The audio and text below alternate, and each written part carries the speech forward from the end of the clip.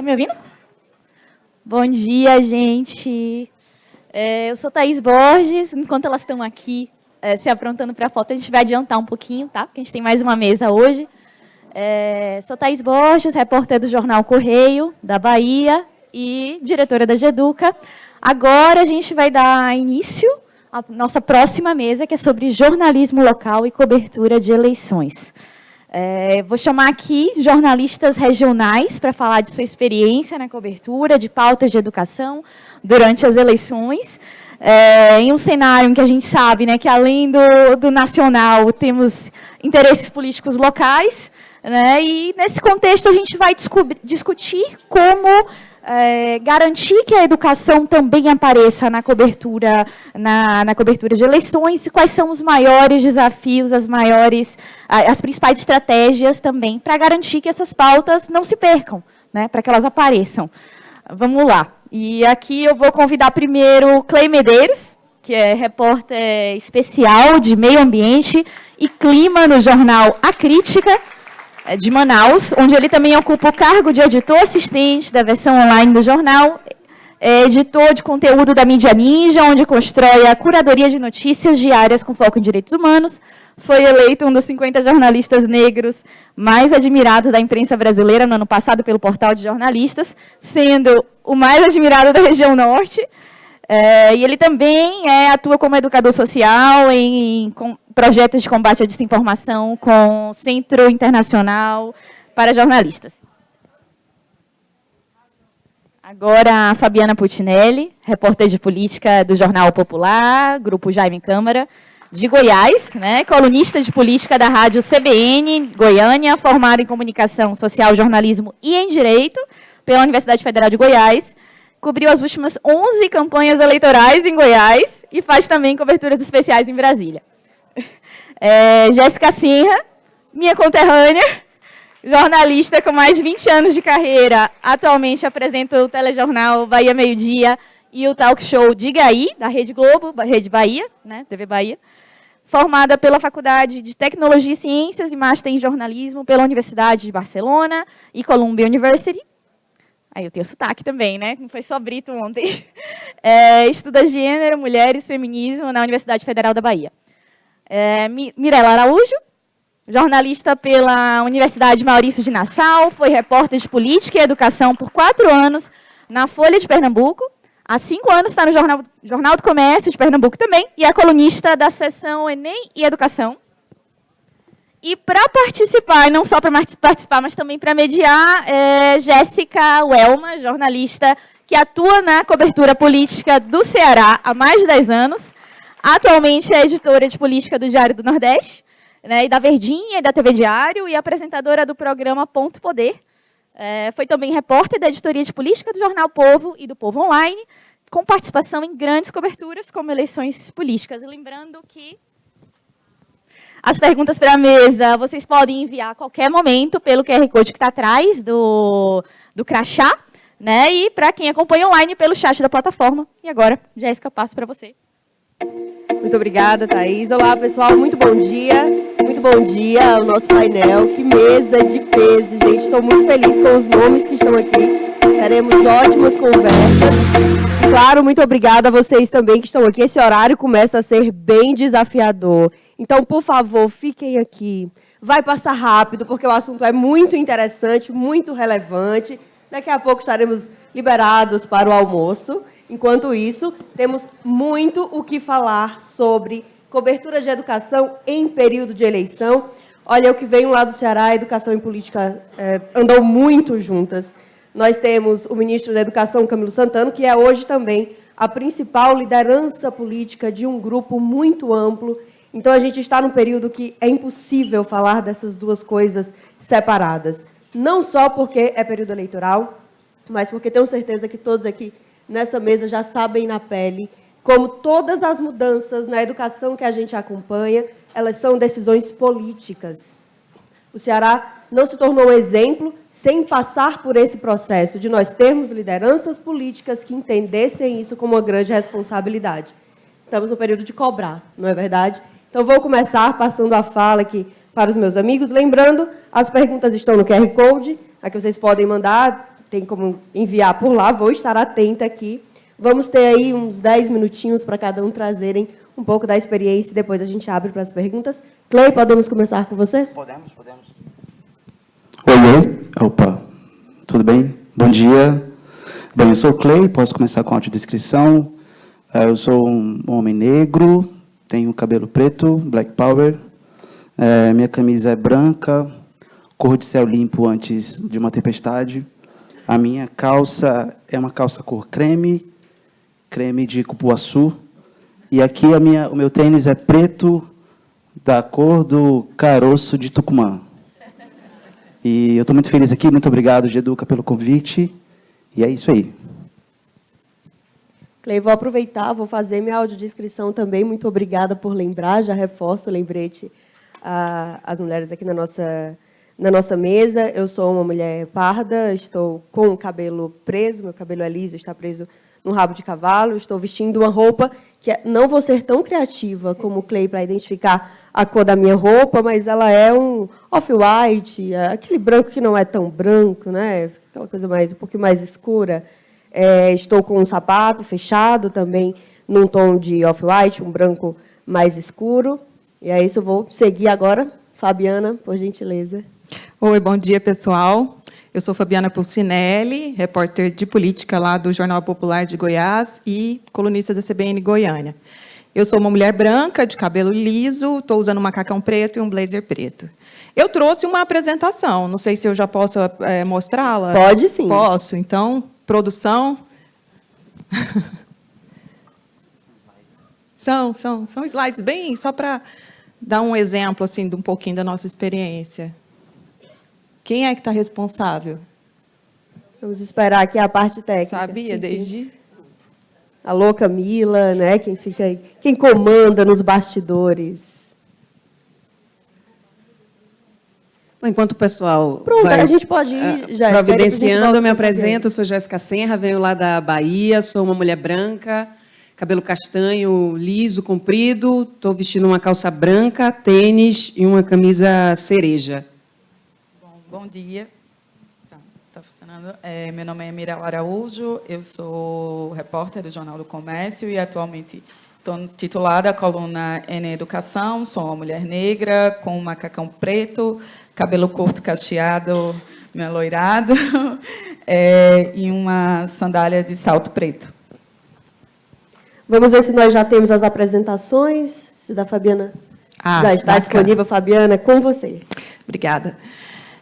Então, gente, é o seguinte, eu acho que hoje o maior desafio que a gente tem no meio da cobertura eleitoral é o enxugamento das redações locais, né? Quando eu comecei em política, disseram aí que eu já cobri 11 eleições, a gente era mais que o dobro da equipe só de política, e claro que cobertura eleitoral acaba envolvendo todo o resto da redação.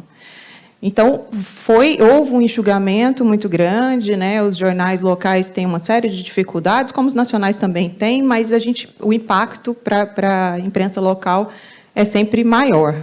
Então, eu acho, e até na nossa apresentação da nossa mesa aqui, da programação, está falando sobre os desafios, especialmente por conta das pressões políticas, dos interesses políticos. E eu acho que a gente não tem essa grande dificuldade hoje. A dificuldade maior é no sentido de estrutura. E aí pode passar. Eu estou dando um exemplo aqui, que na campanha de 2012, ou seja, 3 eleições atrás, né, a gente tinha uma série de sabatinas no interior do estado de Goiás. A gente selecionava 8 cidades, as principais das regiões, ia lá, passava uma semana entrevistando os candidatos, discutindo com eles os planos de governo, então detalhando as propostas de educação, como as propostas em outras áreas relevantes. Além de Goiânia, a gente tinha essa cobertura muito ampla no estado. E hoje a gente não tem mais condição de fazer isso. A gente cobre Goiânia e região metropolitana, ali as cidades mais próximas, Aparecida de Goiânia e Anápolis. Então, a gente não tem mais essa condição, que eu acho que era muito relevante, porque tem cidades do interior com problemas muito graves na área de educação, e a gente hoje não tem mais essa condição de fazer isso. Nem estrutura de pessoal, nem estrutura mesmo de veículo e de recursos, de áreas, para fazer esse tipo de cobertura muito mais ampla. E até mesmo nas cidades onde a gente cobre, que são a capital e da região metropolitana, a gente ainda tem as dificuldades de dedicar a equipe exclusivamente para se aprofundar sobre o plano de governo, aprofundar sobre o diagnóstico da situação da educação. Ainda existem essas dificuldades, então é um desafio muito maior de fazer a cobertura. Uma outra questão, pode passar, é a demanda também do eleitor. Essa é uma pesquisa que a gente fez logo no início da campanha eleitoral, pouco antes, na pré-campanha, que mostra o maior problema da cidade, né, na visão do eleitor. Em 2016, a gente tinha lá em Goiânia segurança e saúde, os dois maiores problemas. Em 2020, aí teve pandemia, então a gente já teve uma preocupação maior, foram saúde e educação. E agora a gente tem saúde e limpeza pública, para você ver, assim, eu acho um absurdo, um negócio muito menos complexo do que é educação, né? A gente pensa numa questão básica, que é a limpeza pública da cidade, e hoje é vista como o maior problema. E acaba que esses dois principais problemas viram muito foco da nossa cobertura, né, de detalhamento da situação, das propostas dos candidatos, o diagnóstico. Então, acaba virando lá, não sei se está dando para enxergar aí, a saúde em primeiro, limpeza pública em segundo e educação em terceiro. A gente tem problemas muito sérios na área de saúde. A saúde normalmente sempre fica ali no topo, mas a limpeza pública tem crise na empresa, tem corrupção, tem suspeitas de corrupção, denúncias, e acabou de haver uma privatização no sistema, então as pessoas estão mais preocupadas com limpeza. Então, quando você tem estrutura pequena, você acaba se dedicando mais aos dois maiores problemas, mas a gente não deixa também de focar na educação, isso é um compromisso que a empresa tem de trazer, então a gente faz, sim, um planejamento da cobertura eleitoral, sempre incluindo a educação. Eu diria que a gente tem um outro desafio, que é a tentativa de alguns candidatos a prefeito e de muitos candidatos a vereador de polarizar a disputa, trazer a polarização política nacional para a eleição municipal também. Então, muita gente tenta resumir o debate da educação a ideologia de gênero, direita e esquerda nas escolas, né, professores esquerdistas, comunismo dominando, marxismo cultural. Então, a gente ainda tem esse desafio de buscar aprofundar o tema em meio a essa discussão rasa de querer fazer essa polarização. Pode passar. E aí, eu estava dizendo, a gente ainda faz um planejamento na pré-campanha, no primeiro semestre do ano, a gente faz diagnóstico dos maiores problemas do setor, então a gente fez esse ano uma reportagem ampla, e aí a gente faz parceria com as editorias de cidades e de outras editorias também, porque a gente, só a política, como equipe enxuta, não consegue cobrir tudo, mas a gente sempre faz uma série de matérias com o diagnóstico dos principais problemas e entrevistas também com especialistas. A gente fez esse ano na Rádio CBN e também no Popular, isso no período da pré-campanha. Quando começa a campanha, a gente faz a análise dos planos de governo, um resumo das propostas dos candidatos em relação à área de educação e a outras áreas relevantes. Tem sabatina com os candidatos, claro, a educação sempre entra na pauta, debate também entre eles, a gente tem tanto no grupo, o Jaime Câmara, tanto no Popular e na CBN, como também na TV, e a avaliação dos programas de televisão, porque ao longo da campanha eles vão adicionando propostas, né, relacionadas à educação, então a gente vai monitorando isso também e vai fazendo uma análise em relação a isso. E aí eu trouxe um resumo de algumas iniciativas que a gente fez para dar prioridade para a educação na nossa cobertura, mesmo com esses desafios, com essas dificuldades. Pode passar.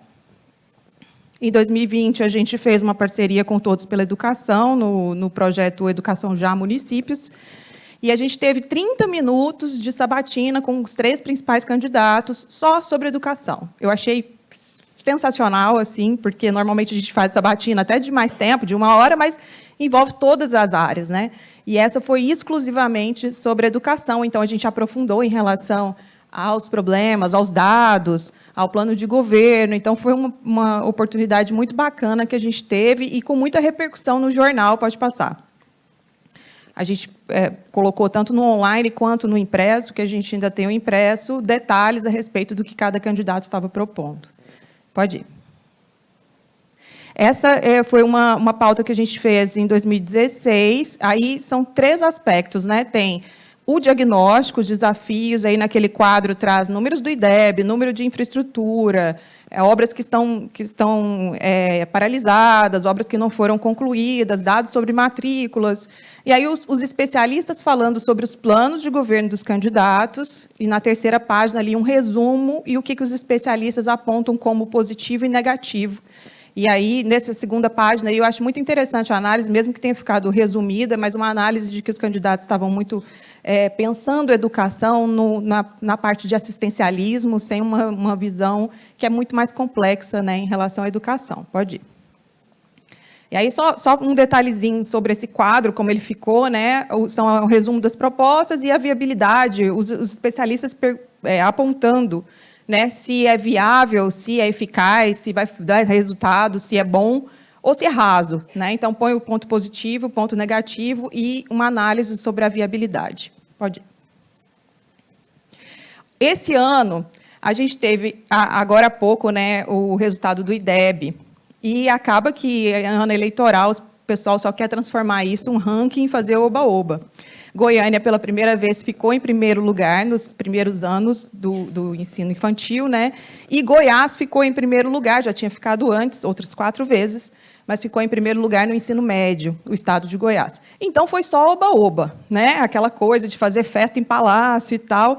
E aí a gente trouxe uma cobertura para aprofundar, mostrar que, mesmo alcançando o primeiro lugar, tem muitos desafios, como, por exemplo, a gente não chegou ainda nas condições antes da pandemia, então tem meta não cumprida, tem um monte de problema ainda, um monte de questão para aprofundar o debate, né, que a gente precisa sair do oba-oba dos palácios. E aí a gente tem uma jornalista que faz uma entrevista semanal lá, que é a Cileide Alves, e ela trouxe, semana passada, ou há 2 semanas, a coordenadora também do Todos pela Educação, para aprofundar essa discussão, uma entrevista de 1 hora, falando exatamente desses números, né, tanto de Goiânia quanto do Estado. Pode ir. Esse é o diagnóstico que a gente fez no primeiro semestre, as condições, e aí tem um quadro também detalhando vários dados a respeito de como está hoje a educação em Goiânia, né, os resultados e os problemas. Pode ir. Essa é uma reportagem de agora, recente, que até a Gabi, que é a autora, ela está aqui como bolsista, não a vi hoje, mas ela deve estar aqui. Nessa parceria que a gente tem com a Editoria de Cidades, ela fez também esses resultados dos dados, considerando a meta, né, de 50% de crianças em creches e como que Goiânia está hoje. Então, também esse diagnóstico no meio da campanha, um mapa ali mostrando a situação de todas as capitais, dados aprofundados em relação a isso. Acho que é só, né? Pode ir.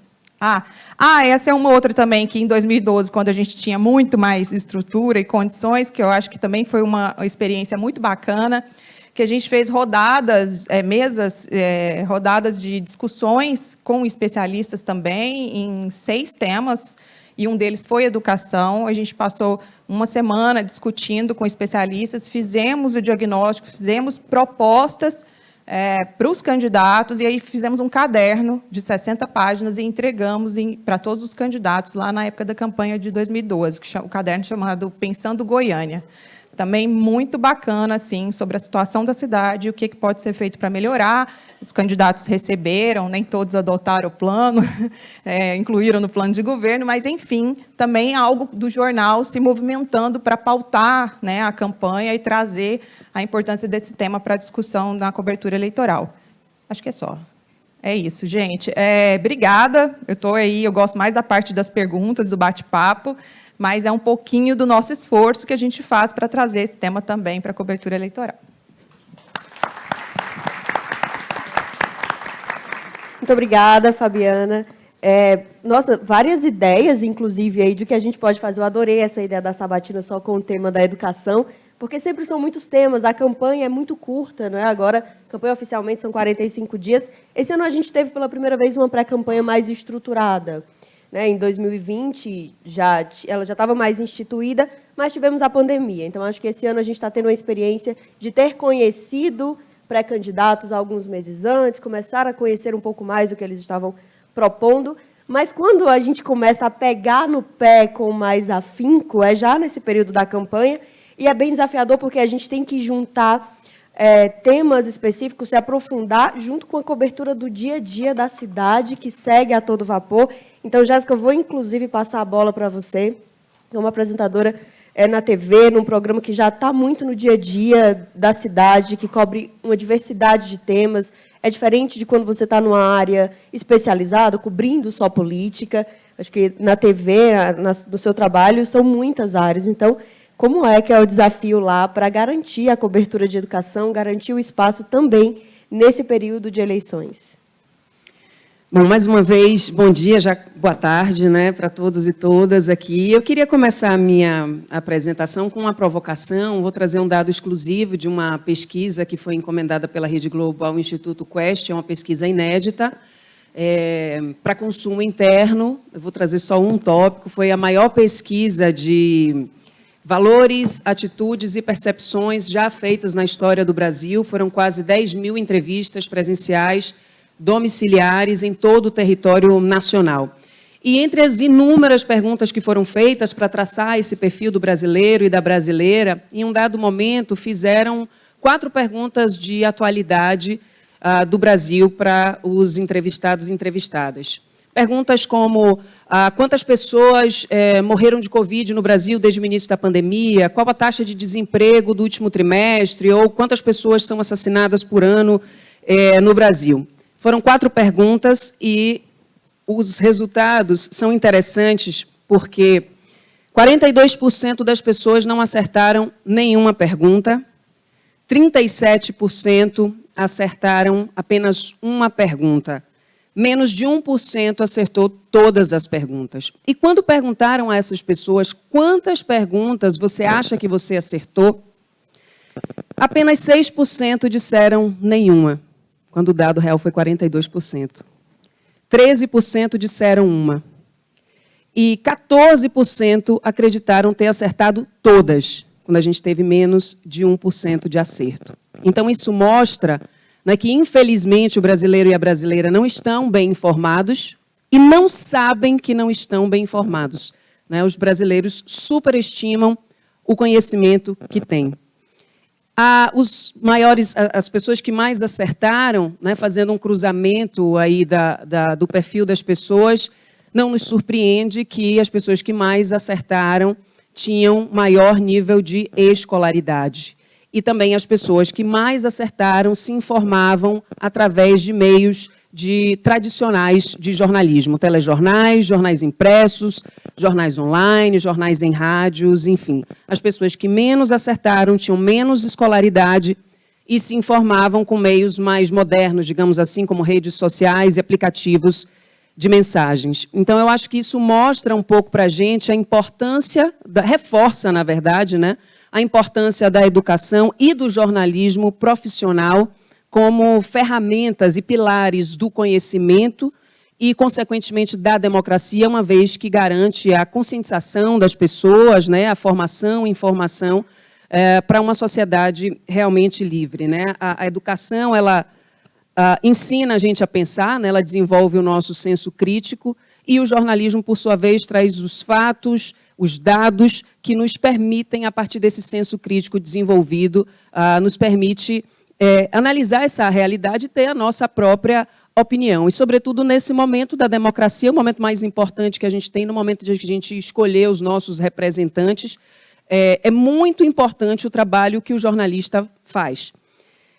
Bom, a gente sabe que as redes sociais, só fazendo um parêntese, né, do motivo, né, dessas redes sociais que hoje têm um conteúdo, produzem conteúdos muito interessantes, mas em meio a conteúdos também duvidosos, né? As redes sociais abrem muito espaço para fake news, para informações distorcidas, manipuladas, né, politicamente enviesadas, e temos a questão dos algoritmos que tendem a trazer para nós informações que já conhecemos ou que concordam com a nossa forma de pensar. Então, muitas vezes, as redes sociais não conseguem realmente informar as pessoas. E aí eu reforço mais uma vez a importância do nosso trabalho de jornalista, né, como um antídoto, né, para a desinformação. E nesse momento, né, repetindo, né, nesse momento democrático, a importância da gente ter atores como jornalistas, né, desinteressados politicamente, né, ou, no sentido da política partidária, mas que ali como legítimos representantes da população. Lá na Rede Bahia, a gente, desde 2022, faz uma cobertura multimeios, né? Nós integramos as nossas redações de rádio, internet e TV e fazemos essa cobertura integrada. Então, antigamente, cada meio fazia a sua cobertura do seu jeito e hoje a gente integra mesmo, né, as redações, a gente discute conjuntamente, né, através da Central de Eleições, qual o papel que cada veículo vai ter. Então, na rádio, por exemplo, a gente já teve entrevistas já com pré-candidatos a prefeitos. Tivemos um primeiro debate com candidatos a prefeito, foi o primeiro debate lá do município de Salvador, embora nem todos os candidatos tenham comparecido. E teremos também as entrevistas com os candidatos. Na internet, fizemos recentemente uma sabatina de 1h30 com todos os candidatos a prefeito da capital, realizado com um pool de jornalistas, né, um representante da rádio, representante do G1 Bahia, um representante do iBahia e um representante da TV Bahia, sabatinando esses candidatos, né? Na internet, a gente consegue ter mais tempo para esse bate-papo, para essa sabatina, para confrontar esses candidatos. Fazemos debates também, né? As grandes cidades vão ter seus debates transmitidos via internet, além de uma transmissão da cobertura no dia da eleição. A gente começa às 7 da manhã, já fazendo a cobertura, sempre também com representantes de internet, TV e rádio, com convidados especialistas e nossos repórteres por todo o estado, trazendo informações dessa cobertura, né? E a gente só encerra essa cobertura da internet, através do nosso canal no YouTube, quando termina a apuração, né, com os resultados. Porque na TV a gente tem menos espaço, né? É o espaço que a Rede Globo abre para a gente, para o espaço local.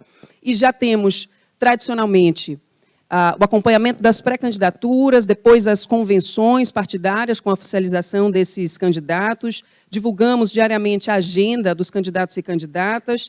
Pesquisas eleitorais, a gente contrata, né, esse ano com uma parceria com o Instituto Quest, para trazer esses dados de pesquisa, além das tradicionais entrevistas e dos debates. Com isso, eu acredito que a gente faz uma cobertura muito mais ampla, né, utilizando diversas linguagens. Isso permite que a gente consiga chegar a mais pessoas, levando as informações que nós julgamos ser de interesse público, né, e não apenas agendados aí por propagandas eleitorais, por exemplo, que muitas vezes não refletem os reais interesses da população, né? Tem agenda própria dos candidatos que, às vezes, não conseguem se conectar, de fato, com a população. Então, dentro dessa cobertura, a gente segue os nossos princípios, né, os princípios da Globo de isenção, de utilidade, de correção, de inovação, né? Então, esses princípios norteadores do nosso jornalismo. E, para concluir, falar só um pouco do bastidor da entrevista, porque é a parte que me toca, né? As entrevistas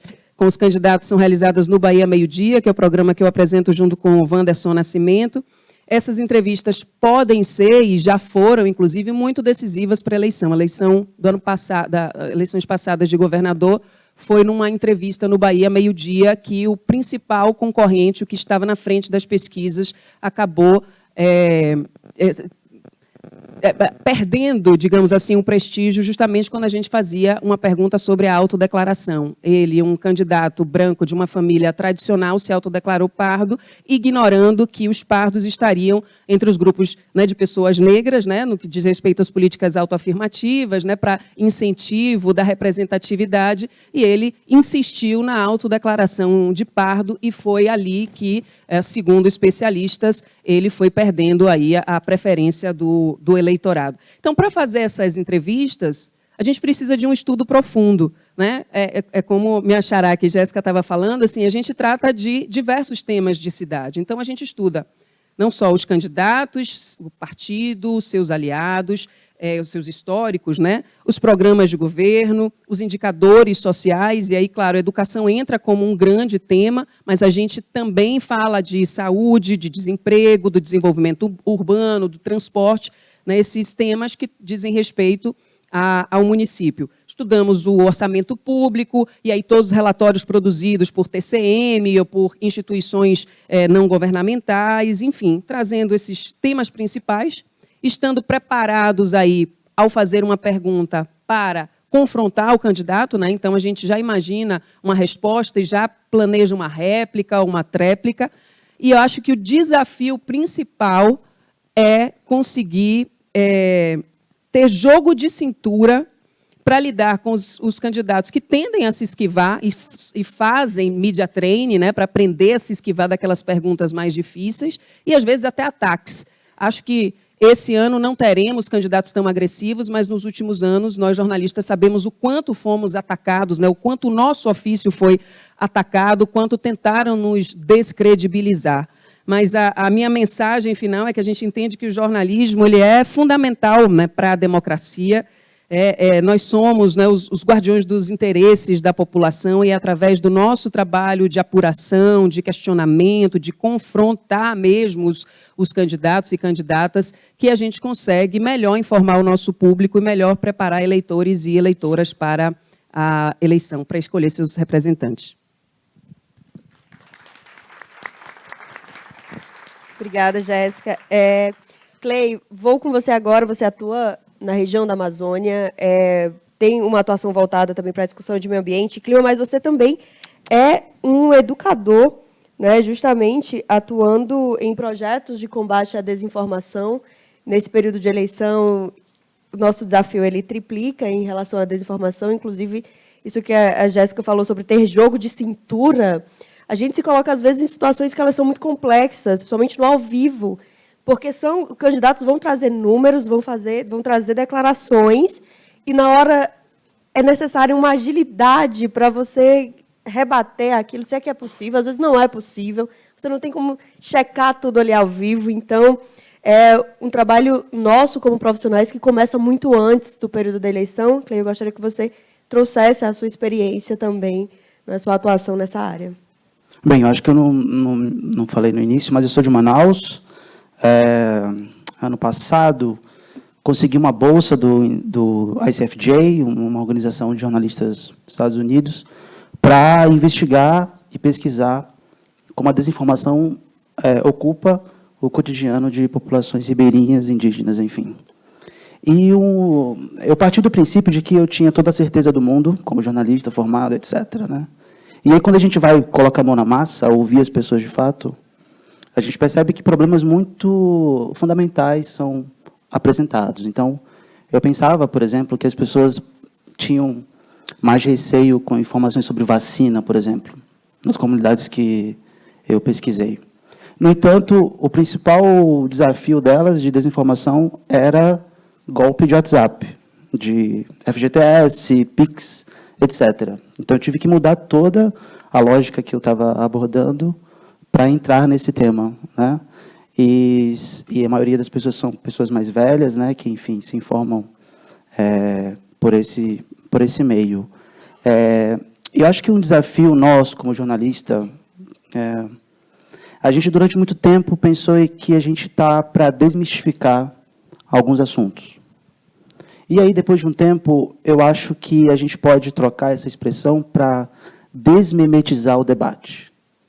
Então, quando o marketing político ele entende que o meme é a grande sacada, né, a gente pode, então, contrapor, ser a contracorrenteza desse movimento e desmemetizar aquele debate.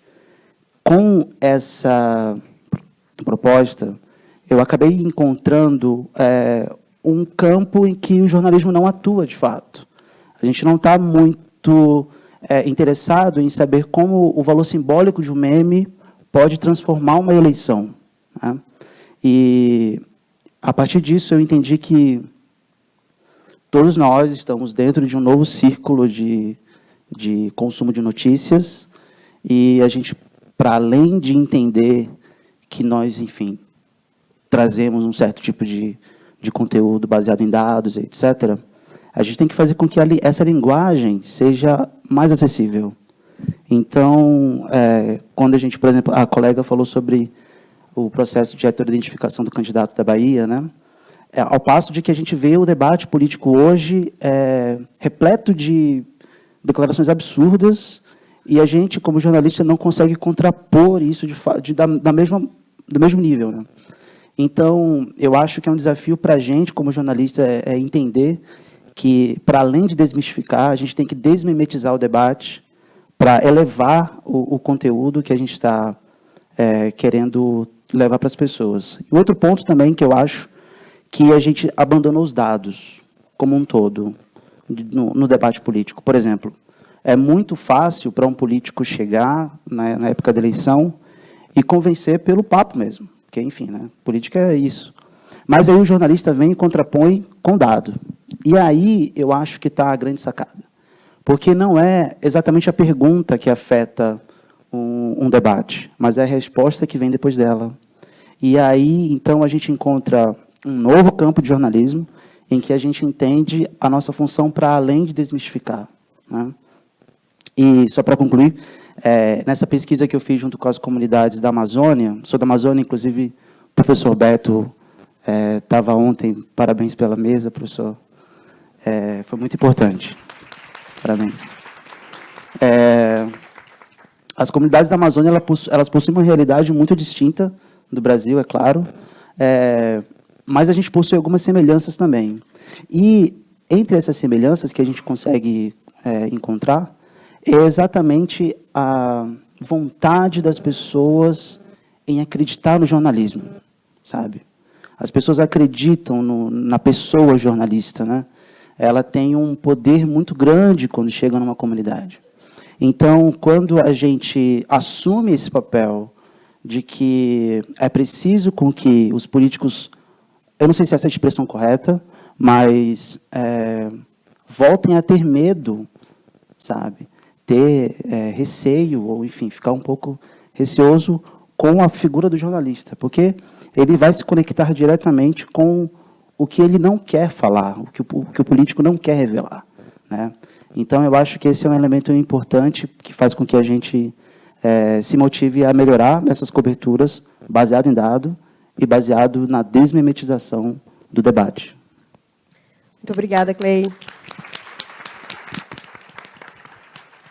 A desmimetização, né? A palavra é tão nova, acho que ela é tão evidente esse ano, que acredito que todos nós, nos diferentes estados, quem nos acompanha também online, está passando por momentos de reflexão, como jornalista, como população, como eleitor mesmo, não é? Como é que fica a nossa relação com os políticos que hoje apostam tanto, e nós já falamos aqui no Congresso sobre o humor também, isso está muito atrelado nessa linguagem, o quanto é desafiador.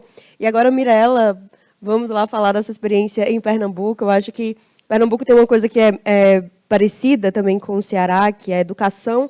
Ela tem evoluído bastante nos últimos anos, tem se tornado um destaque, então se torna também capital político, sempre numa pegada muito positiva ali do lado dos governos, ou então, quando você vai mais para a oposição, já tenta desqualificar de alguma forma.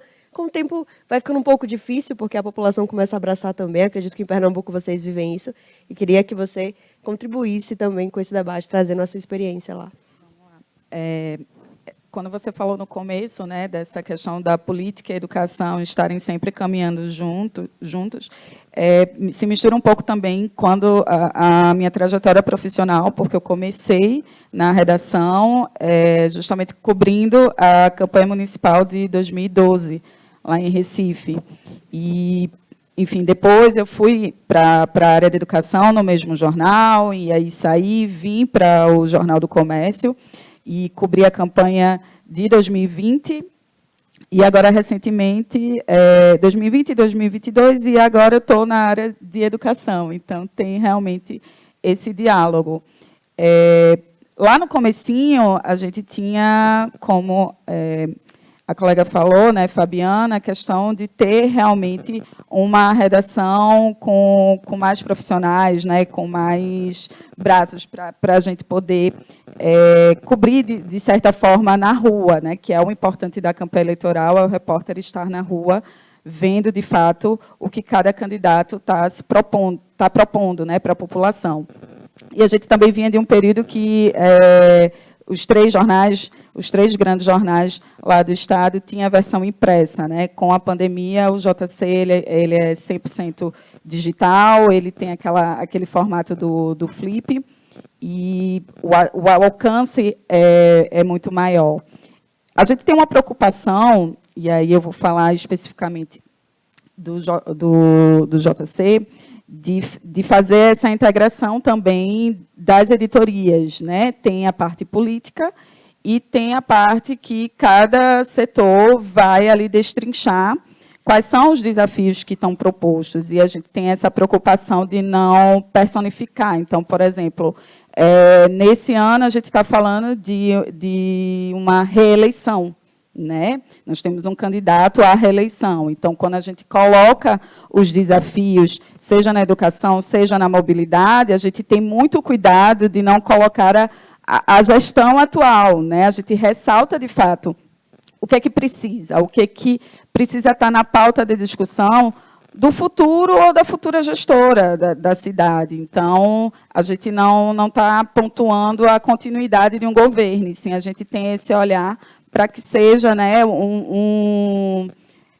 enfim, um novo olhar, na verdade, para o que está por vir dentro desses desafios. E aí, falando da educação, de escolher, de fato, o que precisa ser debatido. Então, eu trouxe uma apresentação até para pronto, ó, já está aí, ó, no ponto para você. E aí pode passar, que é para exemplificar um pouco, né, do que é esse trabalho, do que é que a gente traz nesses momentos, né, antes das sabatinas, inclusive. Esse material a gente vai entregar também a cada candidato, né, desde segunda-feira, no caso, desde ontem, foi iniciada as sabatinas na Rádio Jornal, né, nós somos um sistema, então a gente também tem esse trabalho integrado da TV Jornal, com a Rádio Jornal, com o JC, que é justamente para acompanhar tudo que eles estão falando, né? E a gente sabe que o discurso, dependendo da plataforma, ela tem um formato. Então, é importante que todos estejam ali atentos sobre o que está sendo dito. E aí, pode passar. Então, a gente teve, né, essa publicação recente para falar como mote os desafios do Recife e pontuar o que é que precisa ser feito, o que é que precisa ser debatido, né, a partir disso. Pode passar. É uma apresentação bem curta, só para realmente pontuar. Nessa questão do Recife, eu pontuei muito, e aí vi que casa muito também com o que foi discutido aqui na GEDUCA, e principalmente numa das mesas ontem, que a gente fala muito das vagas em creche, né, de garantir essa ampliação. Mas eu acho que, e principalmente se tratando de um governo que, né, pode ser reeleito ou não, a gente precisa entender a viabilidade dessa ampliação e a qualidade, né? Então, a gente não pode só se ater ao político que vai prometer que vai zerar a fila da creche, mas, assim, certo, com o que a gente tem hoje na rede, né, com o que é feito hoje, a gente tem capacidade de que essa ampliação ela seja garantida com qualidade, com estrutura, né? Essas crianças lá em Recife, a gente não tem uma fila de espera para o ensino fundamental. Então, assim, a gente tem que pensar também a longo prazo. Essas crianças que vão sair, né, da educação infantil, elas vão ter um acesso de qualidade, elas vão ter suas vagas garantidas no ensino fundamental. E aí, outro ponto importante também dessa análise foi com relação à educação especial, né, de trazer os dados de quantos alunos a gente tem, também essa questão do acesso, enfim, trazer para o debate a formação dos professores.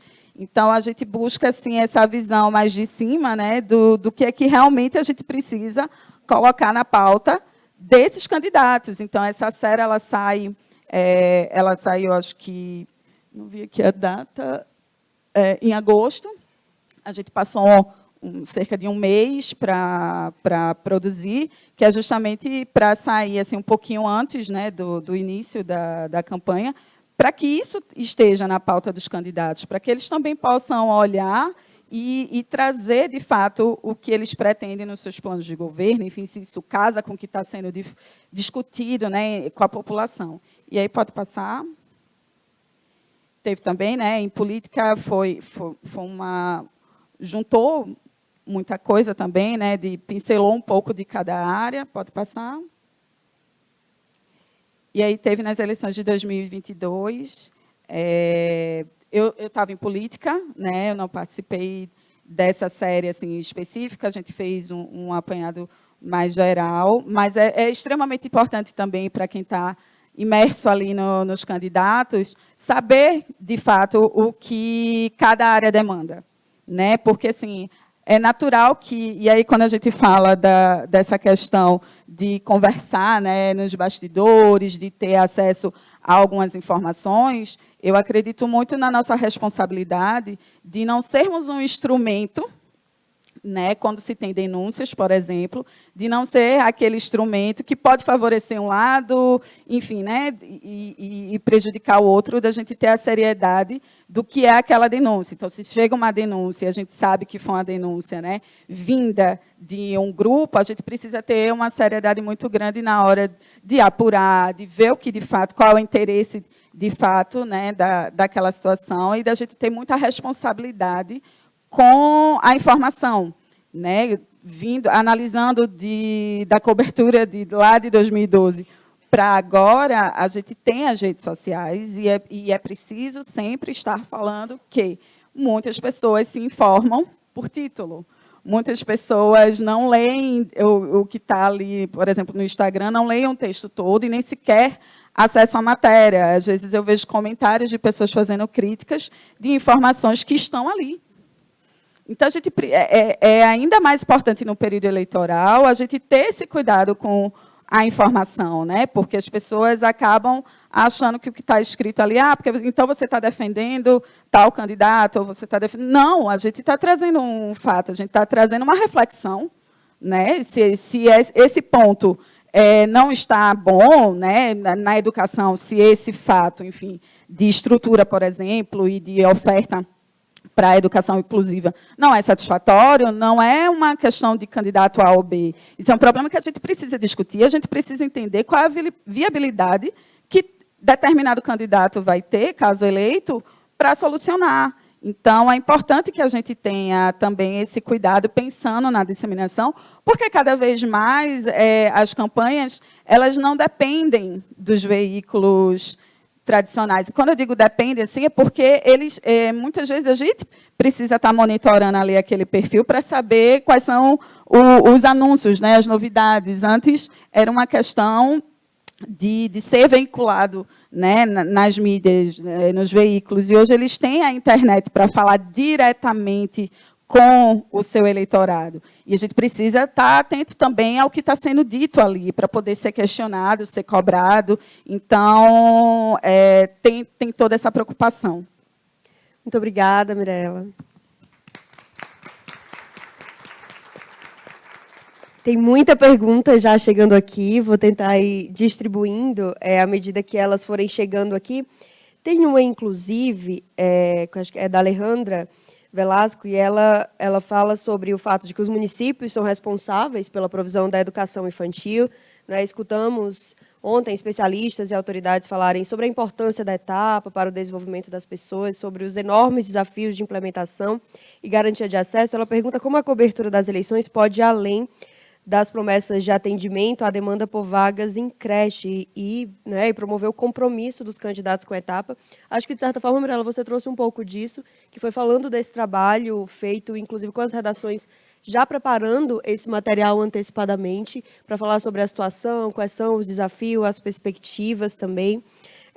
Jéssica, tem uma pergunta aqui para você, falando que o Bahia Meio Dia ele tem um perfil editorial marcado por comentários pertinentes após as reportagens. Em vários estados, os jornais da hora do almoço são conhecidos por serem comunitários, trazendo problemas que geralmente devem ser resolvidos pelas gestões municipais, ou seja, comentários que, por vezes, são cobranças para as prefeituras. E a pessoa não está identificada, mas pergunta como fica o papel do apresentador nesse período eleitoral, considerando regras de coberturas definidas pela emissora. Altera, de alguma forma, a rotina para vocês? Bom, agradecer a pergunta aí, apesar da pessoa não estar identificada. Claro, assim, existem muitas limitações nesse período eleitoral e a gente se certifica muito, né, de cumprir aqueles princípios que eu trouxe, né, da isenção, do equilíbrio, da correção, do cuidado mesmo, né, com as informações que a gente está passando. Então, assim, a gente tem que respeitar a legislação eleitoral e nesse ano, como, né, a colega disse, lá em Salvador a gente também tem um candidato à reeleição, então a gente fica sempre nesse limite, né, da crítica ao serviço público, mas sem colaborar para municiar, inclusive, a oposição, que usa muitos recortes de jornal para... muitas vezes nas suas próprias campanhas. Então, sim, a gente toma um cuidado, né? O limite, eu acho que é sempre o interesse da população, a gente pode e deve fazer as cobranças, mas nesse período eleitoral, claro, eu deixo de fazer esses editoriais mais incisivos, embora meus editoriais eles tenham mais um cunho analítico e de assuntos que eu estudo, né? Eu estudo gênero, e aí, consequentemente, quando a gente estuda gênero, a gente vai se debruçar sobre raça, a gente se debruça sobre classe. Então, assim, eu tento, no meu dia a dia, mais do que trazer uma opinião, né, trazer uma análise e instrumentalizar as pessoas a entenderem os mecanismos, né, da estrutura racista, da estrutura machista, patriarcal. Então, assim, embora as pessoas achem que eu opino no jornal, opinião todo mundo tem, né? A verdade é que o jornalista deve evitar dar a sua própria opinião, a não ser que esteja ali num espaço adequado para aquilo, num espaço de debates para opinar, mas é mais do que opinar, é analisar os fatos, né? E explicar às pessoas o contexto, né? Então, quando a gente fala do jornalismo, né, tradicionalmente, o jornalista tem que trazer aqueles 5 Ws, né, traduzindo para o português o que, quem, quando, onde, e eu me debruço muito sobre o porquê e como, né, que é esse contexto que às vezes falta, né, na reportagem. Então, meus editoriais entram um pouco por aí. E a cobrança, enfim, firme sempre, né? Mas tomando cuidado, de fato, nesse período eleitoral, para que não seja confundindo como propaganda política, né? Sim, Jéssica, desculpa, pode falar. só um complemento, assim, e pegando muito do que você falou, Jéssica, não é que, no caso de quem cobra educação, quem cobra mobilidade, violência, não é que essas denúncias elas não vão ser noticiadas, né? Elas não vão ser divulgadas. O que a gente preza muito é pela responsabilidade, que é justamente porque... A gente sabe que os veículos, apesar dos políticos hoje, né, dos candidatos, eles se valerem muito do poder e do alcance das redes sociais, mas a gente sabe que lá no guia eleitoral, o que aparece de recorte são as notícias que são produzidas, né, pelos veículos. Então, é ter esse cuidado também de não munir, né, porque tira um pouco da importância do que é essa denúncia para virar uma questão partidária, né? E não é isso que a gente quer. A gente tem que tratar com seriedade aquele assunto, né? Porque é uma demanda da população, é uma demanda de quem mais precisa. Então, acho que tem que ter também esse olhar crítico, né? Do que chega e não é deixar de denunciar. E é total esse momento que a gente para pensar como jornalismo mesmo profissional, e sempre um debate que volta sobre a questão do diploma, sempre tem alguém perguntando, mas não precisa mais de diploma, e como é isso nas redações? A gente fala, não, gente, jornais sérios, todos têm um compromisso com a formação, porque é um desses momentos em que a gente vê o quanto é importante. E eu vou trazer a Fabiana também para esse debate, que a Fabiana é repórter e é também analista, porque ela tem uma coluna na CBN, e eu vou trazer junto, Fabiana, vou juntar uma primeira pergunta, que é, para você, essa questão da cobertura como repórter e da análise da política. E tem uma pergunta da Vitória Luiz aqui, que ela fala: em muitos momentos, pré e pós-eleições, nós jornalistas somos desrespeitados tanto por candidatos quanto por votantes. No entanto, essa situação de constrangimento é muitas vezes mais voltada a jornalistas mulheres. Como você acha que o profissional e o veículo podem lidar com essa situação? Obrigada, Vitória, né? Obrigada, Vitória, pela pergunta. A primeira, eu sou repórter e faço análise política na CBN, já tem muitos anos isso. No início tinha muita dificuldade. Eu tive, inclusive, uma coluna no jornal também de análise política, e aí você faz a coluna na segunda-feira e vai para a prefeitura cobrir o prefeito. Aí ele está chateado com o que você escreveu de análise, e aí, às vezes, não quer dar entrevista e foge e tal. No início, eu tinha muita dificuldade com isso. Hoje eu sei lidar bem. Assim, eu acho que você vai construindo os espaços, diferenciando os espaços, e aí você consegue fazer as duas coisas. Assim, hoje eu lido muito bem com isso. Sei lidar também quando a fonte ou quando a autoridade política está mais grilada, mas eu acho que se você mantiver o profissionalismo nas reportagens, se cercar, né, não deixar pontas. Eu tinha um editor que já faleceu, inclusive, que ele falava, não deixa pontas. Se você não deixar pontas, fizer a reportagem completa, ouvir todo mundo, ouvir todos os lados, né, aprofundar na apuração e estar certo de que você chegou o mais próximo possível do que é aquilo ali, você fica muito mais seguro, né, muito mais tranquilo. Claro, não que não significa que a gente não vai cometer erros, a gente comete erros e aí já cometi muitos e sei lidar bem também, sei admitir quando cometo, mas a gente fica muito mais seguro, muito mais firme em relação ao que você apurou e publicou. E a análise junta um pouco de opinião, sim, eu acho que tem muito de opinião do que eu falo na rádio, na CBN, tem análise, tem opinião, mas também com base em fatos, com base em dados. Então, se certificando disso também, eu acho que é mais fácil de lidar. E, com o tempo, também você vai adquirindo mais credibilidade, as pessoas te respeitam mais e sabem do seu distanciamento. E eu consigo lidar bem, acho que hoje está tranquilo. Em relação à pergunta da Vitória, de fato, tem muito mais... Gente, é absurdo o nível de tratamento. O político pode estar grilado o que for com algum repórter, que ele não vai falar da mesma forma que ele fala com a gente. Não, as pessoas, os militantes políticos não vão tratar nas redes sociais a mesma forma que trata um repórter e uma repórter. Sim. É incrível essa diferença, isso existe, isso precisa ser exposto, precisa ser combatido, precisa ser mostrado. Eu tenho uma coisa, quando eu iniciei no jornalismo político, foi 2002, eu sempre dizia assim, olha, a gente não tem que ficar discutindo esse negócio de machismo, não, você vai para a Assembleia Legislativa, aquela homaiada, né? Você vai para o Palácio, secretariado, aquela homaiada. Aí eu falava, a gente tem que fazer o trabalho, mostrar o resultado e deixar essa discussão de lado.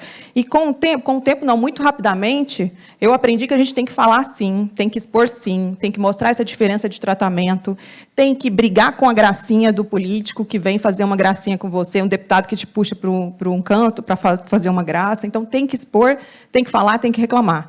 Eu acho que só expondo é que a gente vai combater, de fato, fazer as pessoas refletirem a respeito do comportamento delas e provocar alguma mudança. Mas, de fato, a diferença é enorme, as falas não são as mesmas. É um tal de falar do seu namorado ou do seu marido, ou que você está precisando ter filho, ou porque a forma de rebater o jornalista ou de contrapor o jornalista é sempre usando questões pessoais à jornalista, né? Então, existe uma diferença grande e eu acho que eu sempre sou muito combativa hoje em relação a essa diferença de tratamento. A gente tem que expor, mas também tem o couro grosso, né? Também. Eu já falei assim que as coisas já me afetavam muito mais antes. Você fica também mais seguro para lidar com essas situações de responder na hora e de expor depois, de reclamar e de forçar uma reflexão a respeito disso. Muito obrigada, Fabiana. Queria só fazer um complemento excelente aí a fala da colega, porque, de fato, é assim. Eu já tive muitos embates, né, com políticos que não gostam de ser questionados e, muito menos, questionados por mulheres, né?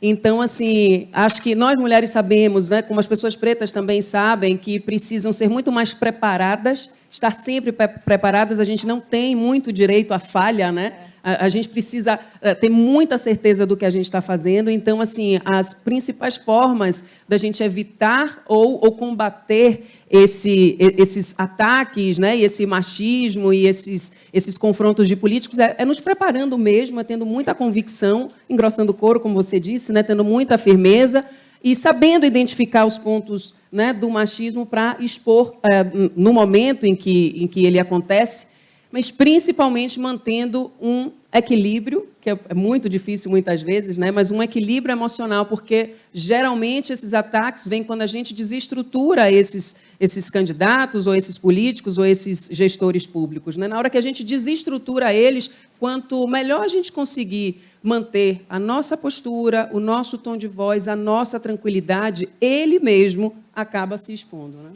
Excelente. Muito obrigada, Jéssica e Fabiana. A fala de vocês é muito importante. Certamente temos mulheres que estão começando nessa cobertura do jornalismo e ouvir quem já está há mais tempo, quem já tem um couro mais grosso, é muito importante para a gente acreditar nessa jornada.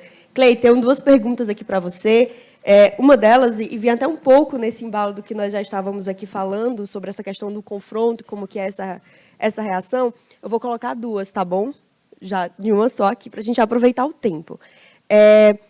Na cobertura eleitoral, em nome da isenção, os jornalistas estão evitando confrontar os candidatos, a pessoa não se identificou. Acho que fala um pouco com a sua frase, que seria bom se eles tivessem um medo. Eu também entendo quando você fala que não sabe se esse é o termo adequado, mas eu compreendo, eu acredito que quem nos escuta compreende também o que você quer trazer com isso.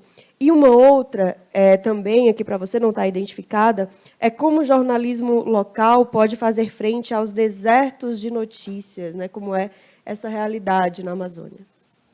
Bem, eu esqueci a primeira pergunta. A pergunta é se os jornalistas estão evitando confrontar os políticos, se de alguma forma há um medo da nossa parte também. Certo. A gente possui muitas amarras, né? Primeiro é a desvalorização salarial, segundo, enfim, toda a estrutura que a gente está inserido na forma de contexto de direitos mesmo. Inclusive, as colegas falaram sobre violência política de gênero, que é recorrente no Brasil. É impossível a gente continuar um debate político em que a gente não coloca essa questão como central dentro das redações, e até mesmo os partidos políticos começarem a se preocupar muito mais com isso, né? Eu acredito que a gente não foge por um fato muito peculiar. A nossa missão é contar histórias. E quando a gente se propõe a contar histórias, as histórias elas têm muitas camadas, né? E a técnica jornalística que a gente aprende na facul e também no dia a dia profissional, né, talvez nos capacite para sermos os profissionais que podem, de fato, interferir numa eleição, né? O médico ele não interfere muito numa eleição. Interferir no bom sentido, tá? Não é propaganda política, etc. Mas a gente possui esse legado. Então, quanto mais a gente se convencer de que a nossa profissão é vital para qualquer democracia, eu acredito que a gente consegue fazer com que cada vez mais o jornalismo seja representado e a gente ultrapasse essas limitações locais e nacionais que a gente possui no debate. A segunda pergunta era... A segunda é sobre o deserto de notícias, não é? Como isso afeta também nesse processo eleitoral e como é na região da Amazônia também essa situação. Infelizmente, a gente tem grupos de mídia bastante ligados com grupos políticos, de famílias históricas, enfim. Então, desassociar isso é um desafio do Brasil como um todo. Democratizar a informação é um desafio que existe há anos aqui no Brasil. E também entender que o jornalismo ele pode e deve ter lado, sabe? Eu acho que, às vezes, a gente criminaliza um pouco enfim, o status que o jornalismo possui de ser imparcial, etc., né? Como editor de conteúdo da Mídia Ninja, eu tenho visto que cada vez mais as pessoas estão interessadas em se aproximar daquelas mídias que compartilham o mesmo pensamento, os mesmos valores, etc. Então, quando há essa identificação, eu acho que a gente começa a acabar com os desertos de notícias.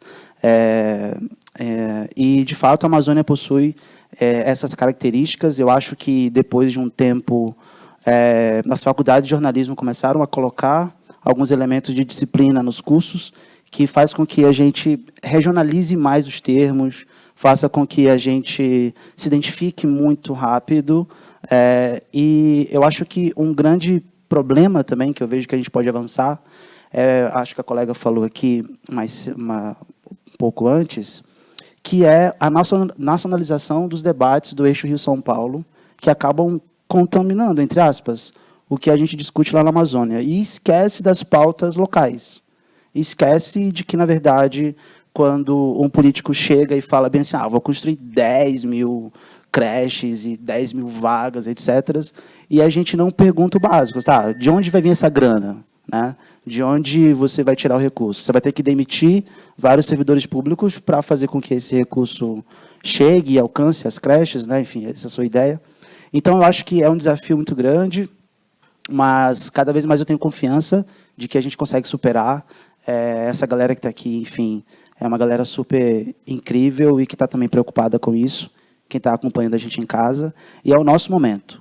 É o nosso momento de fazer com que desertos de notícias acabem se tornando só uma lembrança de um passado de desinformação. Tomara. Deve ser um compromisso nosso também. Gente, já apitou, mas eu já tive a liberação aqui do tempo, tá? Ainda temos uns 15 minutinhos, ainda vou tentar colocar mais perguntas aqui. Mirella, você acompanha a educação, está numa área especializada nisso, isso é muito legal de você ver as redações com essa preocupação de ter uma área focada nisso. Tem uma pergunta aqui da Camila, que ela fala assim, quando há cobertura de greves de professores e funcionários de educação que reivindicam a melhoria de suas condições de trabalho para que haja a melhoria na educação, os veículos de comunicação usualmente não dão atenção a este item da qualidade da educação, a qualidade das condições de trabalho de quem educa. Como é possível modificar isso, sendo esse um assunto também ligado a políticas públicas e eleição? Bom, está ouvindo? É interessante, né? Eu acho que trazer sempre também a importância do investimento dos professores para o debate, ele toca um pouco nesse sentido, né? Que se está tendo um movimento de greve, então assim a gente precisa entender quais são as demandas, né? São eles que estão no chão da sala, que é a expressão que a gente mais ouve quando cobre educação. Então, tem as reivindicações, mas a gente tem que ter esse olhar de dizer assim, tá, como é a sua rotina? Né? O que está acontecendo? Por que está tendo... Porque o outro lado, quando a gente vai procurar, principalmente no eleitoral, fala muito da legislação, né? A gente tem esse período que pode convocar, que não pode, enfim. E a gente precisa estar atento a isso. Lá no meu estado, a gente veio, no ano passado, né, não foi um ano eleitoral, mas teve uma discussão importante. E aí, quando a gente fala de política e educação, quando eu fui para a coluna de educação, das observações nessa conversa, né, de migrar da editoria de política para a educação, foi justamente por eu ter a experiência em política e entender como funciona uma tramitação de um projeto, como funcionam as comissões da Câmara, da Assembleia, como eu acompanhava também as discussões a nível nacional e que vão ter impactos diretos, né, nos estados e municípios. Então, a gente também precisa ter esse cuidado de entender o que é que vem lá de cima, né, o que é que vem desse poder, não só no âmbito eleitoral, né, não só para falar o que o prefeito e o que os vereadores precisam discutir, mas a discussão ela vem antes. Né? Então, é bom também ter esse entendimento. E colocar o professor na pauta. A gente para falar de ampliação de creche, a gente precisa ter professor na sala de aula. Né? Para falar de uma educação de qualidade, quem é que vai ofertar essa educação de qualidade? São os professores, e eles têm suas demandas. Eu acho que... E aí, voltando um pouco, teve um debate importante na Alep com relação ao reajuste, e a gente fez a cobertura, né, ouvindo os dois lados, indo para a Assembleia para acompanhar essa movimentação. Um pouco antes, né, desse período de campanha, eu também estava acompanhando muito as demandas que os próprios sindicatos colocam, né, por exemplo, de reforma das escolas, né, que tem escola que, por conta das reformas, termina adotando rodízio, enfim, e a gente está também ligada, né, desse outro lado. Então, é importante trazer, sim, essas discussões, entender o que é que movimenta a greve, o que está realmente ao alcance do poder público e cobrar isso. Obrigada, Mirella. Realmente, eu percebo, inclusive, que está no nosso papel, a gente fala da escola, fala dos estudantes, e a gente tem sempre que lembrar de puxar também para os professores, que são parte fundamental desse processo acontecer. tem observado como que tem sido nessa campanha eleitoral, lá em Fortaleza, nos municípios maiores lá no Ceará, como que as propostas dos candidatos elas ficam não só nessa história de disponibilidade de vaga em creche, alguma coisa assim, mas como elas focam também nos professores, que propostas estão trazendo para os professores, né? Isso é muito... Os planos de governo, eles pontuam de forma muito genérica, teórica e genérica o que, de fato, precisa ser feito na formação. Vamos garantir a formação continuada. Tá, mas assim, a gente teve um levantamento recente de que, por exemplo, nas questões étnicos raciais, isso não é um assunto abordado com frequência no âmbito, né, da capacitação dos professores. Então, quer dizer, não adianta só dizer que vai garantir, mas o que é que vai estar inserido nesse currículo? O que é que vai ser possível? Qual é a bandeira que você vai levantar, né, dentro desse assunto? Então, às vezes é tudo abordado de forma genérica e a importância, Fabiana até trouxe aqui, né, de você destrinchar o plano de governo dos candidatos. A gente tem uma missão extremamente importante, principalmente por conta do papel das redes sociais e de colocar o que é esse plano de governo, porque a população não lê, né? E a gente tem esse compromisso de, principalmente enquanto campanha, da gente dizer o que é que cada um, de fato, traz, no meu caso, traz em educação, mas quem cobre segurança, a gente precisa trazer essas questões, porque o que eles prometem nas redes sociais, às vezes, nem está destrinchado ali no plano de governo, e aí cabe a gente levar essa discussão também.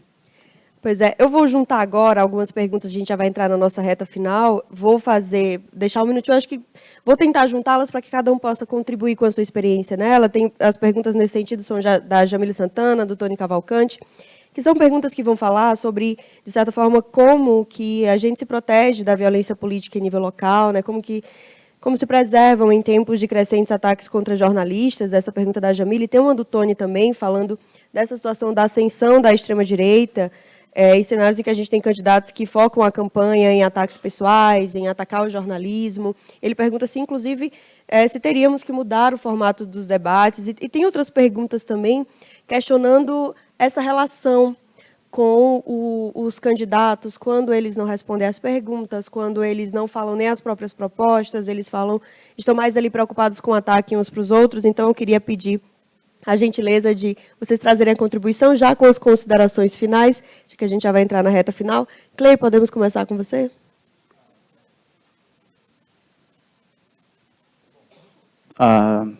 Então, para finalizar, eu acredito que a gente pode e deve, nesse momento, endereçar toda a nossa capacidade de querer mudar o mundo, transformar as coisas, enfim, a partir da nossa didática jornalística.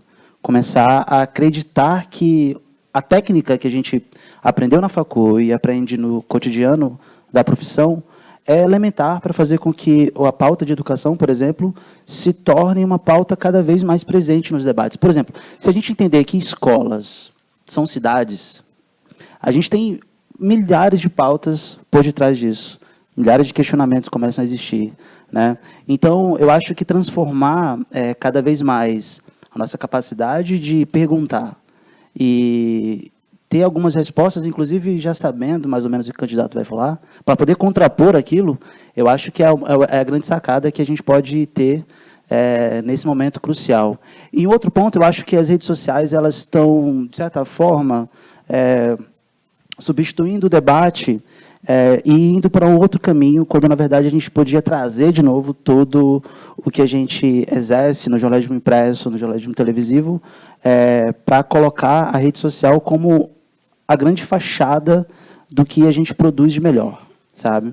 Eu acho que o jornalismo impresso, o jornalismo de TV, rádio, etc., possui elementos importantíssimos que, se a gente aplicasse nas redes sociais, a gente conseguiria diminuir o ciclo de desinformação, né, e aproximar as pessoas da realidade que o jornalismo tem, mas também se aproximar delas. Cada vez mais as pessoas estão nas redes, e a gente precisa fazer com que as redes se tornem um novo caminho para a gente fortalecer a democracia e fortalecer os fluxos de eleição. Eleição é sempre uma festa, né? Eleição é sempre algo incrível, viva as eleições, mas aí entra a gente e fala bem assim, opa, A gente precisa ficar feliz e tal, mas a gente precisa colocar alguns pontos fundamentais. Vamos organizar a festa também, né? Fabiana, por gentileza. Então, eu separei aqui alguns dos temas que você citou. Violência política é algo que se intensificou muito nas últimas eleições, muitas vezes estimulado por lideranças políticas, que aí é pior ainda, né, porque eles dão respaldo e naturalizam ataques a jornalistas, o que é lamentável. Eu cobri o impeachment da Dilma lá em Brasília, normalmente vou para lá fazer coberturas especiais de pós-presidencial e do impeachment, das manifestações lá atrás de 2013, então cresceu muito isso e em muitos momentos nas ruas a gente está lá fazendo cobertura e tem gente atacando, falando viva o WhatsApp, jornal acabou, jornal morreu. Você tem que, de fato, manter muita serenidade, manter a sua seriedade e seguir trabalhando. Assim, trabalhando, mostrando resultado que a gente enfrenta isso. Não tem muito assim, o que fazer. Sobre os candidatos que não respondem ou que são agressivos com os jornalistas, eu sempre também acho que a gente tem que tratar com serenidade, mostrar quem é que está respondendo, mostrar o que poderia ser respondido pelo candidato. Essa semana, por exemplo, a gente está fazendo sabatinas com os candidatos à Prefeitura de Aparecida de Goiânia. A semana que vem é de Goiânia, aí eu estarei de volta lá e vou participar. Mas tem um candidato que não está participando lá em Aparecida, do PL, que não está participando de nada, nenhum debate, nenhuma entrevista, né, nada. Só rede social.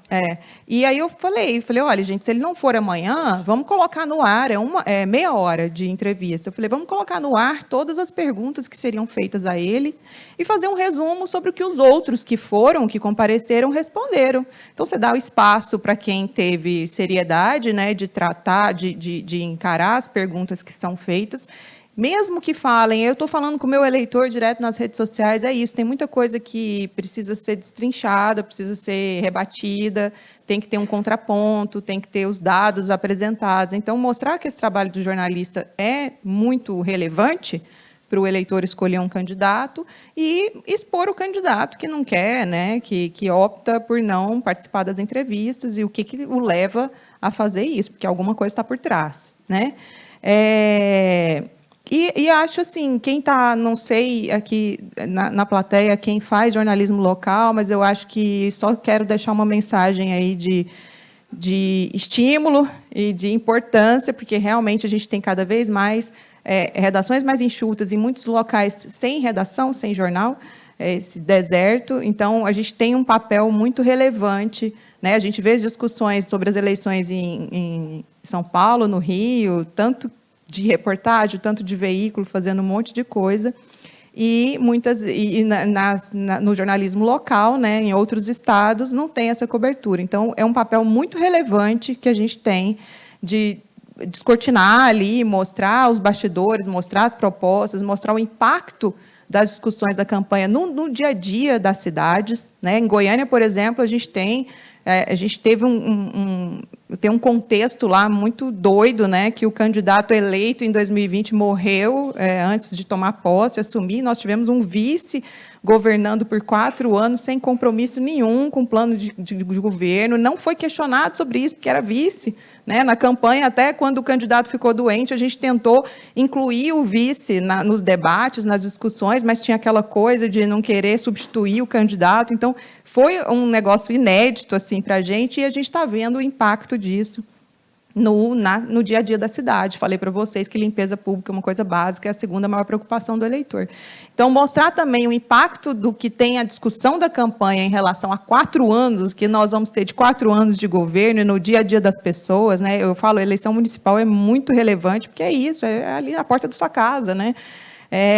Então, eu acho que mostrar, puxar para isso e aprofundar o debate o máximo que a gente puder é um papel muito relevante aí do jornalismo local, que todos tenham força aí para essa cobertura.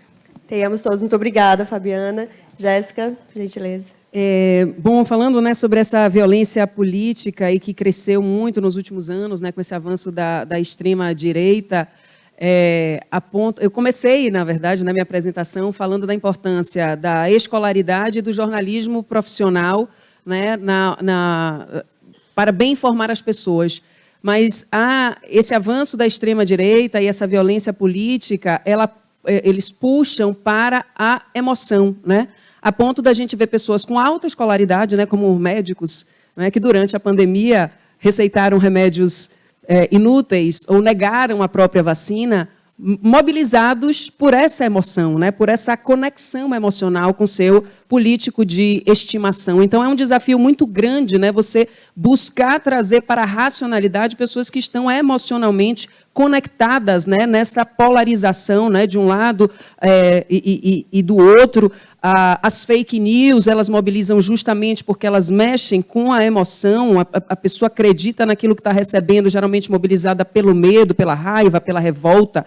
Então, é muito difícil, né? É o desafio da gente tentar chamar as pessoas para a racionalidade quando elas escolhem deliberadamente, né, não enxergar certos absurdos, porque existe uma conexão emocional e um agrupamento como se fosse ali um time de futebol, né, que você tem que defender a todo custo, né? Isso tirou muito a racionalidade das pessoas. Para nós, jornalistas, o desafio é tentar manter essa racionalidade. E uma pergunta que você fez e que é o que eu mais busco, né, é como lidar com candidatos que não querem responder às perguntas, né? Para meus colegas e minhas colegas jornalistas que se deparam com isso, existe, né, como eu disse, um treinamento de mídia, um media training, feito para os candidatos justamente nas perguntas mais capciosas, nas perguntas mais difíceis que eles não querem responder. Eles fazem algumas estratégias. Uma delas é prolongar o tempo de resposta, né? Quando a gente está, no caso, em televisão. Eles sabem que o tempo é curto, a gente tem vários assuntos,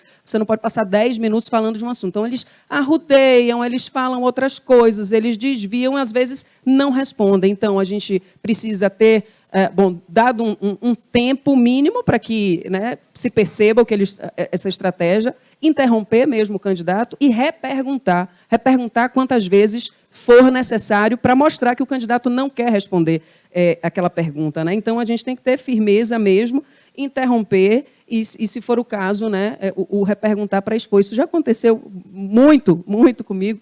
Teve um ano, inclusive, que eu entrevistei um candidato ao governo do Estado e eu perguntei sobre a segurança pública, né, quais eram, o que ele... Porque é o ponto, acho que, mais sensível hoje, acho que no país inteiro, né, e já no nosso Estado, já há muitos anos.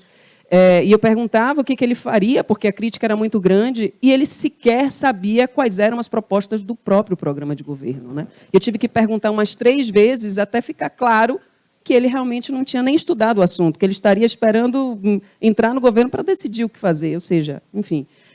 Então, é isso, assim, acho que minhas contribuições vão nesse sentido, não sei se tinha mais alguma outra pergunta, mas acho que é isso, é se preparar, é estudar, manter a calma, não entrar no jogo emocional, manter a racionalidade e também tentar manter o tom de voz. Eu nem sempre consigo, porque eu me empolgo bastante. A gente sabe que fica falando na teoria, mas a gente sabe que na prática é bem difícil, mas todo trabalho começa em a gente, né, se preparar mentalmente, espiritualmente, às vezes também. Mirela, por gentileza. Vou tentar ser objetiva. Acho que a cada eleição a gente aprende um pouquinho a filtrar, né, esses ataques. Infelizmente, eles ocorrem, principalmente, né, quando a gente vai para o recorte de gênero, de raça, mas eu acho que o mais importante é não desistir. Acredito que quem está acompanhando online, quem acompanhou aqui, nós somos de localidades bem diferentes, né, com suas particularidades, mas as falas são muito semelhantes quanto à forma de atuação. E eu acho que é importante a gente continuar não desistindo, porque a gente entende que quando a gente se propõe a colocar essas demandas, né, para quem tem esse papel de poder, né, de decisão, a gente está representando muitas pessoas, né, e muitas dessas pessoas em situação de vulnerabilidade, muitas pessoas que não têm, às vezes, noção dos direitos que elas possuem. Então, a gente tem um papel muito importante. Quando o Clay traz essa questão da rede social, é importante também que os veículos entendam que tem um papel de um lugar seguro, mas eles precisam, de fato, se adaptar, né, se aproximar das pessoas, e isso significa trazer uma linguagem mais acessível, né, para que as pessoas entendam o que está sendo discutido. Com relação a quando os candidatos não querem responder, é muito isso, a gente insiste na pergunta e a gente coloca, o candidato não quis falar, né? A gente traz também, política é muito do ir e vir na história, né? E aí eu trago para a minha experiência, trazer falas que foram ditas lá atrás, que casa com o assunto e que agora essa pessoa não quer falar. Então, a gente precisa realmente colocar aí que determinados assuntos, seja educação, segurança, alguns pontos realmente vai ter uma resistência maior e a gente precisa mostrar que aquele candidato ele não quer falar sobre isso. E lá em Recife teve uma questão um pouco antes, muito do armamento da Guarda Municipal, né, que é um assunto sempre muito delicado para os candidatos. E aí, quem começa a não querer tocar nesse assunto, a gente precisa, óbvio, dizer, não, o candidato tal preferiu não entrar muito, enfim. Então, é isso, é mostrar o que precisa ser falado, né, para que as pessoas tenham noção do que é cada discurso. E no mais é isso, a gente não desistir. A gente tem um papel muito importante nas eleições, porque quando a gente traz para o debate o que precisa ser feito, a gente precisa lembrar que as eleições vão passar. Então, a gente precisa cobrar aquilo que a gente colocou no centro da discussão. Então, quando eu falo dos desafios da educação do Recife, que eu falo da qualidade, que eu falo do investimento da formação dos professores, de ter uma assistência melhor na educação especial, eu preciso saber que a próxima gestão eu vou estar lá para cobrar o que foi colocado, né? A gente tem que ter esse acompanhamento contínuo das pautas. Então, quando eu coloco nesse papel de não desistir, é porque a gente tem um papel ainda mais importante quando passa o período eleitoral, né? Que é de cobrar essas ações. Muito obrigada, Mirella. Muito bem lembrado, nosso trabalho segue. Gente, vamos encerrando nossa mesa. Muito obrigada a todos, foi incrível ouvi-los. Muito obrigada a vocês que ficaram conosco também, aqui na sala, no online também. E aproveito para agradecer a Geduca, a todo o time da Geduca, por promover esses debates, por fomentar que a gente possa fazer um jornalismo de cada vez mais qualidade. Vida longa ao jornalismo, vida longa à educação e vida longa aos dois juntos. Muito obrigada a todos.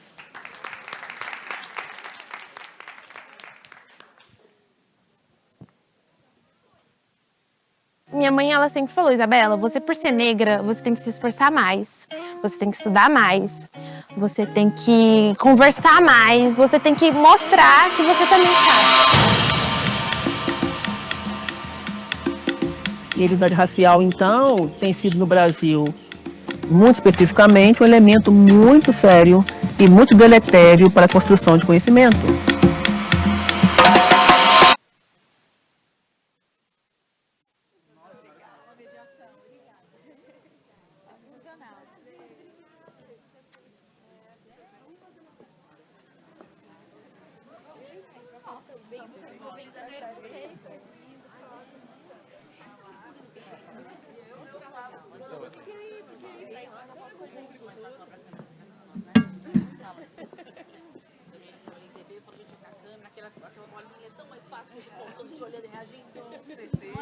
Agora tem som. Agora tem som. Gente, só um aviso. A gente volta daqui a 1h e 1h10, voltando pontualmente às 14h25 para começar a mesa da tarde. Lembrem de não deixar nada aqui, deixar bolsa e sacola, porque a gente não pode se responsabilizar por elas. E tem um restaurante aqui na FECAP, no andar de cima do auditório, e tem vários restaurantes aqui na área, principalmente aqui na Avenida da Liberdade, na Rua Paralela, que é a Galvão Bueno. Tá? Até daqui a pouco.